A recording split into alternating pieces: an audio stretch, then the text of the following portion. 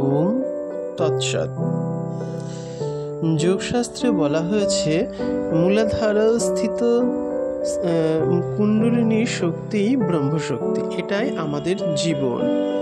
একে আয়ত্ত করতে না পারলে জ্ঞান ভক্তি লাভের সমস্ত চেষ্টাই ব্যর্থ হয়ে যায়। এই কুণ্ডলিনী শক্তি ব্রহ্মদ্বার রোধ করে সুখে নিদ্রাভিভূতা হয়ে আছে, তাই আমাদের জীব ভাব কিছুতেই নষ্ট হচ্ছে না। এজন্য মন অশান্ত হয়ে ছুটে বেড়াচ্ছে। যোগাভ্যাস দ্বারা এই কুণ্ডলিনী শক্তিকে চৈতন্যযুক্ত করতে পারলেই মনুষ্য জীবন সার্থক হয়। আমাদের দেশে দীক্ষিত ব্যক্তি মাত্রেই ইষ্ট দেবতার ধ্যান ও জপ করে থাকেন, কিন্তু তারা হয়তো জানেন না যে কুণ্ডলিনী শক্তি তাদের স্ব স্ব ইষ্ট দেবতা রূপে বিরাজ করছে। একে জাগ্রত করতে না পারলে মন্ত্র যন্ত্রের অর্চনাদি সমস্তই ব্যর্থ। তন্ত্রে আছে মূলাধারস্থিত কুণ্ডলিনী যতদিন জাগ্রত না হবেন ততদিন মন্ত্র জপ বা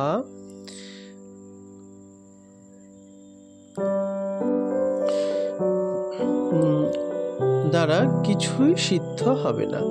যদি বহু পুণ্য সঞ্চয় দ্বারা সেই দেবী জাগরিত হন তবে মন্ত্র ফল লাভ হয়ে থাকে। অতএব ভগবানের অত্যন্ত গুচ্ছতর কথা পুনরায় স্মরণ করো। মন্মনা ভব মদ্ভক্ত মদ্যাজি মাং নমস্কুরু মমৈ বৈশ্যসি সত্যং তে প্রতিজানে প্রিয় হসি মে। যোগীরাজ লাহিড়ী মহাশয় এই শ্লোকের ব্যাখ্যায় বলেছেন, আমাতেই মন রাখো, আমারই ভজন করো অর্থাৎ ক্রিয়া করো। নমস্কুরু অর্থাৎ ওঙ্কারের ক্রিয়া করো, যাহা গুরু ভক্ত গম্য। সত্য করে তোমায় বলছি, তুমি আমারই হবে, প্রতিজ্ঞা করে বলছি, কারণ তুমি আমার প্রিয়।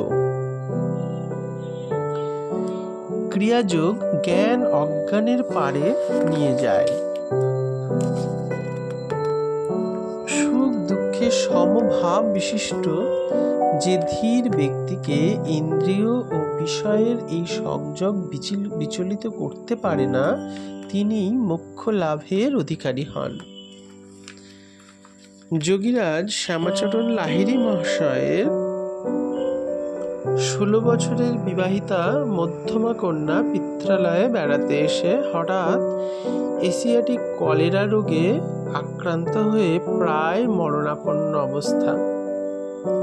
স্ত্রী কাশীমণি দেবী এই অবস্থায় অস্থির হয়ে যোগীরাজ মহাশয়কে অনুরোধ করলেন যে যেভাবে হোক মেয়েটাকে বাঁচাও। স্ত্রীর বারংবার অনুরোধ সত্ত্বেও যোগীরাজ নিরুদ্বিগ্ন, যেন কিছুই হয়নি।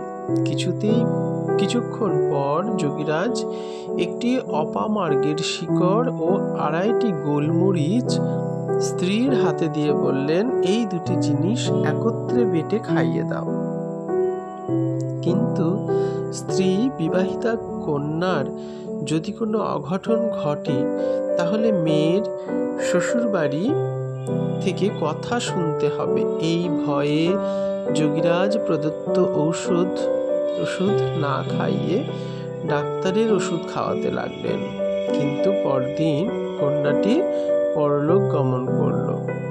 যোগীরাজ অন্যান্য দিনের মতো সেই দিনও বৈকালে তার সুযোগ্য শিষ্য পণ্ডিত পঞ্চানন ভট্টাচার্য মহাশয় গীতার মূল শ্লোক পাঠ করছেন, আর তিনি তার যৌগিক ব্যাখ্যা করে যাচ্ছেন। তখন অনেক শ্রোতা ভক্ত উপস্থিত ছিলেন। এমন সময় দোতলার ঘর থেকে সমস্বরে কান্নার রোল শোনা যাচ্ছে। উপস্থিত ভক্তরা বিচলিত হয়ে যোগীরাজকে কারণ জিজ্ঞাসা করাতে যোগীরাজ নিরুদ্বিগ্ন কণ্ঠে বললেন, মেজ মেয়েটি মারা গেছে, বোধহয় শ্মশান যাত্রীরা এসেছে, তাই সবাই কাঁদছে।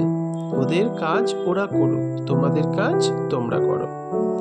উপস্থিত সকল ভক্তরা বললেন, এরপর আর গীতা ব্যাখ্যা শোনার মতো মনের স্থৈর্য নেই, আজকের মতো বন্ধ থাক। যোগীরাজ অগত্যা প্রশান্ত কণ্ঠে বললেন, আচ্ছা তাহলে বন্ধ রাখ।